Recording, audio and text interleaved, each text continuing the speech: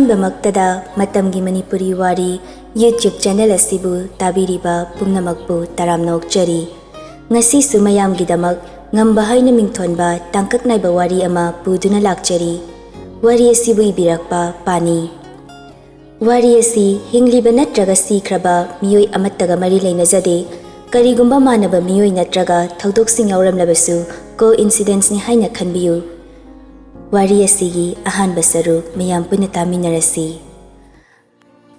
achauba ka amadani makhutna maraibakta taktuna isuksukna pishumanidu mamitu chetno ishinduna sofa duda makhongdu lonaduna makhut khuningna sofa duda ngaktuna isau sauba sakfamda phamli masa nali kahena white formal shirt black formal pen black coat leather gi langtruk langba black shoe the blue color gi t-shirt black color gi pen white sneaker tongba masa mau faba wang chauba yengbada khoktak chaba nupa tara muksu sofa du gi mamangda makhut singdu matungda punaduna lepli aduk chauba ka du ichikchi I kanasu karisu hainade tumin loine leine sofa gi mamangda leiriba glass na chanba table duda leiriba che khara duda sofa da family nupa du isuk sukna tapna mamitu khazikhak pangthoktuna yenga I ikhu khuzinduna yengakpani khitang lapthokibada mitpangi haiba khangadaba mong nate khanghaude marai bakta taktuna leiramba makhutuna khutum tashinduna table duda safu kana thilakpa glass oibagi khudakta table mamaidu machet tana kaiduna tai mayamdu machi lengde sakfam suhongda tumin adumak lepli masanan banupadu makhutu ina tap tare get out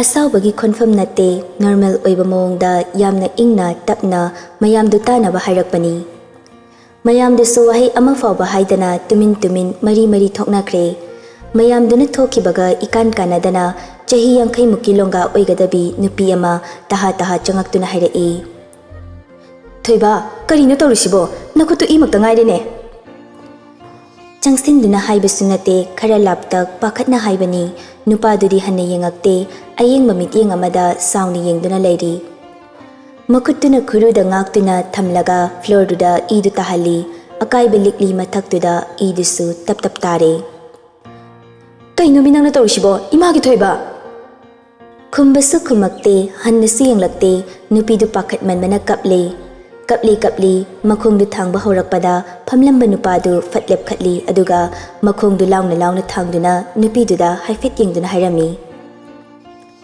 kem tawde wahaidu haina makhongdu thangduna kadudagi thokre machana chatkibada mari taduna lehoriba idude yengduna illiba fiduna machin khumduna kappi nupi machanglakduna imai bema sanare ibungodo kadomda chatkre kablam badu leptuna pakhana mu hangi nupi du sukhumi mathakta kakhat ki bani mai bima oh agi phone do amukta puro aduga kanano ma tawraga ne chai ba sing samukta loshelalu che sing se ningthina kare dinu ma thamo Pani mai bima phone do chakum da leho bani agi ka da puro ai ngakta potharamge Pani nupi du ka dagi thokre ushitta bani aibu shitabani mi masa khangdaba saradana haujikti nasagi hingbagi lambi nasana kakchaba habdo oredo hingna sibado madugi punsi maril kamdoba haibdu aina nangwanda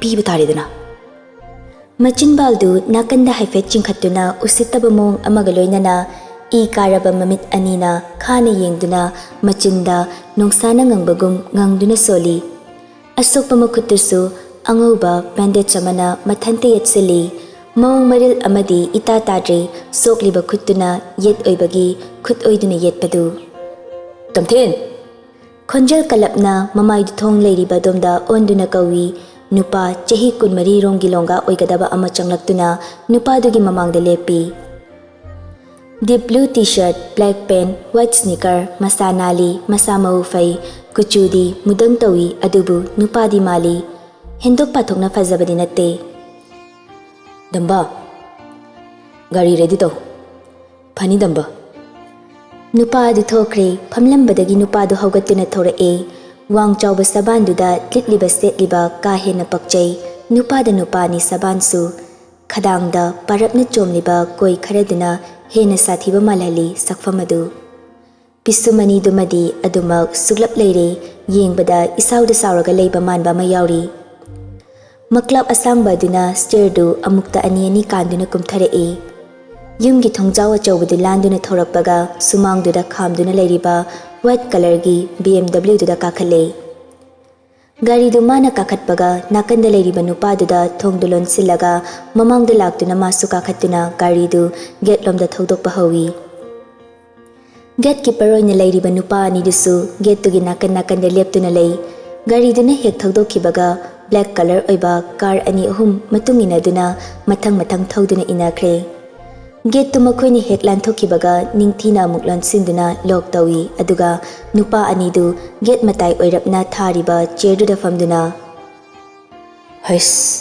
मसीगी गांगसिने हेक चटखिबगा सोरगसे खरा होंदोकपा याबोइनिंगी ngasiदी का हेना सावबा मालिनि मोंगसे करिनो फालमगी सोइतौ यादे हाइब्रा करिनो हाइनखिबनि ngasai इमाइबे मोहैना तपिबा माना फिंगिबा कमाइनबु तौनो खंदे हाइवानी इमाइबे मोहैना पोपा मसाबु मानदेदा सक्तगी चुदगी पुरा तोंगानबा मोंग अमा ओइना तौई माना वंगांग खुंदासु मयामदगी खरा थैचक लोंगचटनबनी एखोइदा अकाइबबुई तौदे हाइबबु सुम अतोपदा ngang मोंगदुबनिको अइना हारिसे तौई तौई एखोइदा ngang मी लाकपगी वारिगा साबदो नोंग फादोक ताबसिदी कइनो पुरा कइनोमनी मखोइनि हिंगलिबा महिंगसिना पुरा संसार अमनिदा सेल पाइबगी मीना अदु इकाई खुमनबगी वानी लमचत साजतदी इया यादेदा ममा मपासिगी येंगबुदी याम नुसिदौनी अंगांगसिना अंगांग ओइना लेक्तबसिदा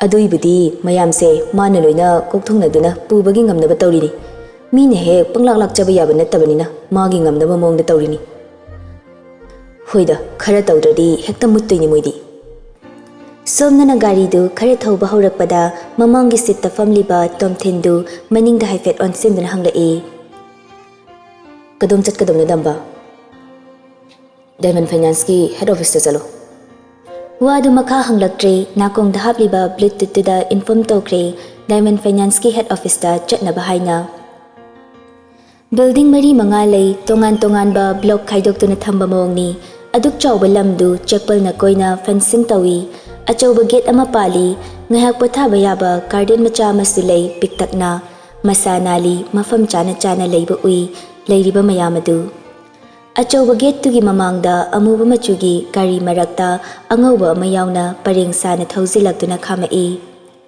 सेक्रेटरी ओइना लेरिबा नुपा अनिदुना ममांग थंगना खामिबा गाड़ी तुगी मनाक्ता चंगसिंदुना हंगी कनाउ नबिगदमनो डायमंड फाइनेंस की सीईओ नगे हाना अपॉइंटमेंट लौबिखिबा लेब्रा हंगलेइबा वाहंगदु खुंबगी महुत्ता कार्ड अमा लौथोक्तुना पिरेई नुपादुसु कार्ड लौदुना येंगलगा थंगनना लेपलिबा नुपादुरी येंगलई नुपादुसु कार्डुदा अमुक येंगी अनिदुगी मतौदुदा गाड़ी मनुंगदगी नुपादुना हाइरई गेट से हांगो एखोइ चंगे अनिदु पाइलेता चंगसिंदुना गेट तु लाउना हांगदुई हाना नाकन अमा खक हांगदुना लेरंबनी यामना चाउबा गेटनी नाकन अमदुदा लाक्लिबा गाड़ीदु थौजिंदुना चंगबा इलाइ लाइबा थबकनी गाड़ी अमत्ता नत्ते अनि चंगबसु इराइ लाइना यागनी अदुबु गेट कीपर अनिदु हाइबा इली गेट तु नाकन अमदुसु पुलप हांगदुई गाड़ीदु मरी मरी मनुंगदा थौजिलई बिल्डिंग अमगी ममांगदा गाड़ीदु खामदुना चप मानबा फिजोल Seppa मयामदुना Scott तौदुना नुपादु कुमथरई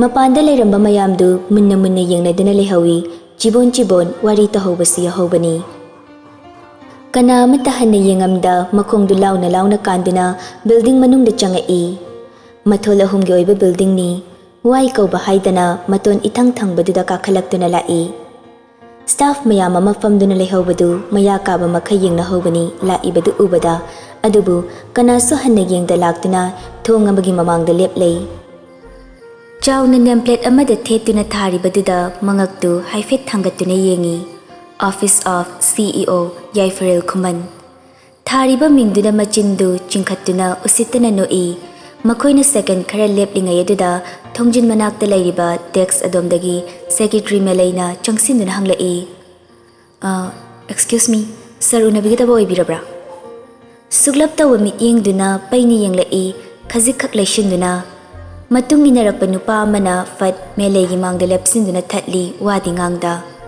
Sukna Ngamba mityeng du laithokduna thongdo hangduna changi haiduna makut yetuna thongdu lamakpada melengna makut faduna. Sorry, sir gi approval yauduna manung changbage yaba pizadi ngahak ngaibiu.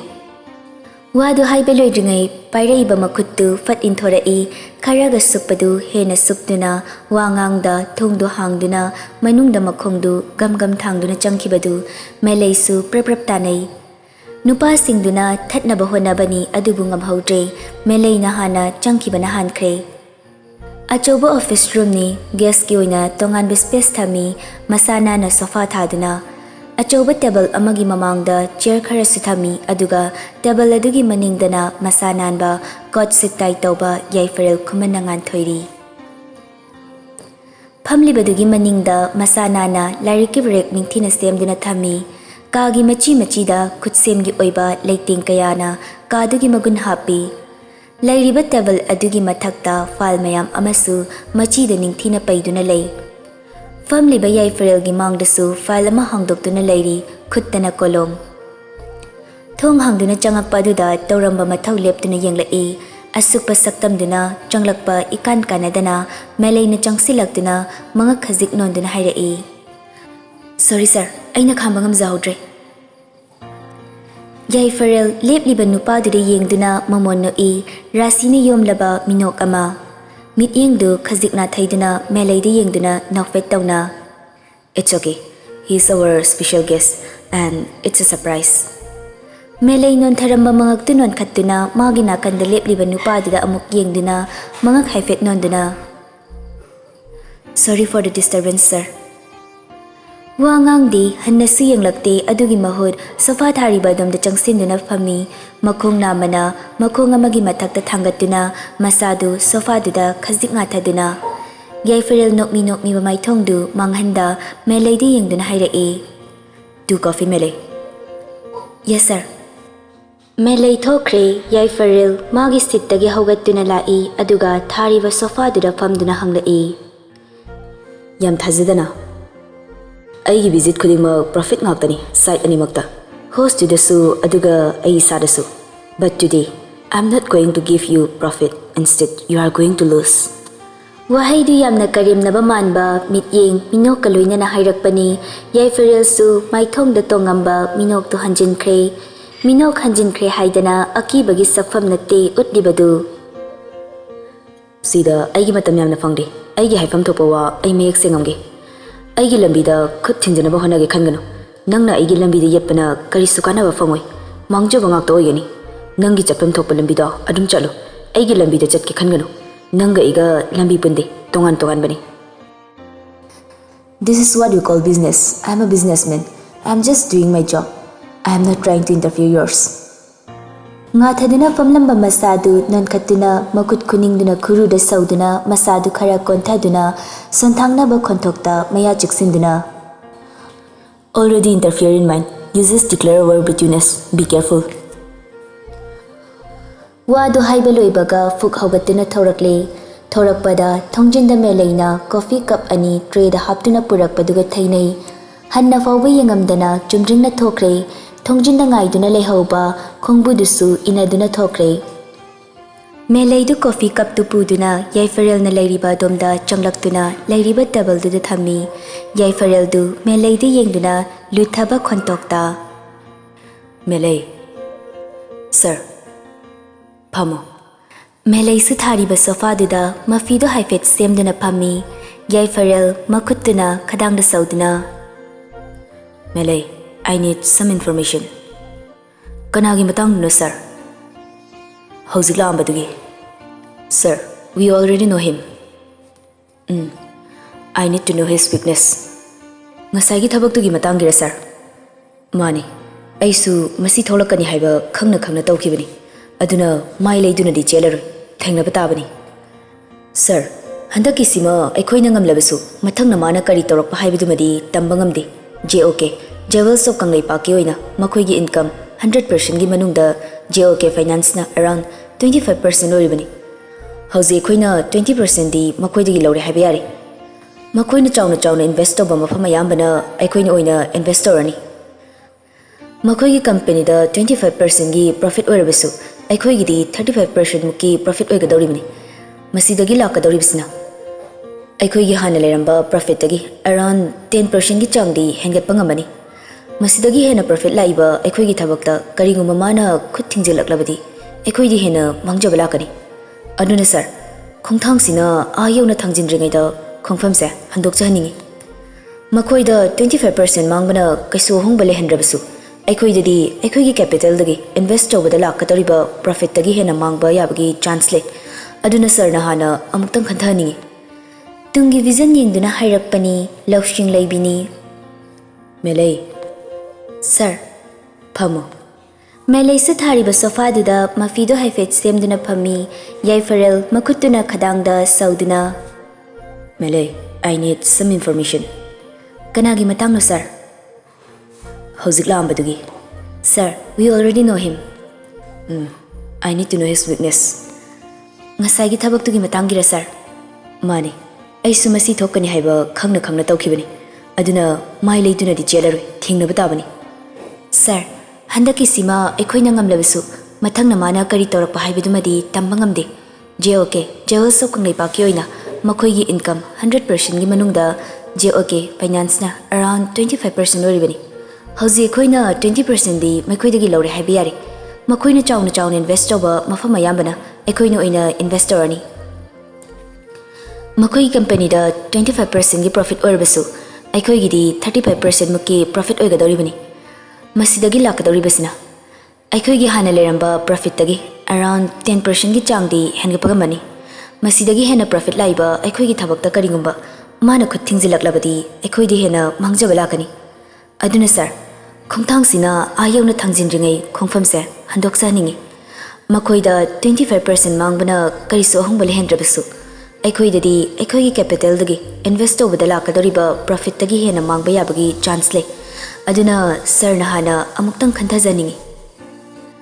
Tungi vision yengduna hairakpani lawsing laibini pukchel sengbini maram asina yaifarelna thabaki matangda arotpa amatta thamdana melai mangonda loina share tawbani. Aruba thabak ama tawramdai melai gi opinion lobani ngasigum. Ngasi tawriba thabak asi melai na hanana negative comment piba laikhrabani adubu namtaw tawkhibani. Hauzik supiri negative comment adubu handakti yaifarel du khongfam honglaroi khallamale haira email id yengduna. Mana hauzik laktuna hairamlaga karigumba aina amu khongfam ase honglabadi aibu pangdaba mikiti amagumna khalani. Aduna do or die ai best level do hondarage. Magi information ai khudak stapami. Comment hangbagi comment pibani wahang ama hangbagi paukham ama pibani atopa henba ma yetuna tawdaba yaroi haina ba right melai mangonda laite yaifarel mana tawge khallabanina melai makha tarudre phamlambadagi hogatuna. Pani sir ai pujarage wa si hairam laga thokre magi desk ta laktuna file mayam yauriba locker du hangduna asangba machugi file du paiduna amuk changai yaifarel gi nakta purakliba file du table du da thamduna hanana gather tawduna leraba information isa hauzik phawbagi oinadi masidagi henba information lokhatpa ngamjadri anoba information ama leiba matamda ai sarde inform tawjarake. Okay. Yaifarel leiriba file du lokhattuna tapna hangdu ahan balai du photo ga konana profile ama semduna happy. Ngamba Thokjom, son of Mani Thokjom and Thokjom Ongbi Ningthoi Devi, age 28, gender male, qualification BCom LLB, identification mark mole on left cheek, address Thangweiban, current job CEO of JOK, favorite person no, girlfriend no, weakness no.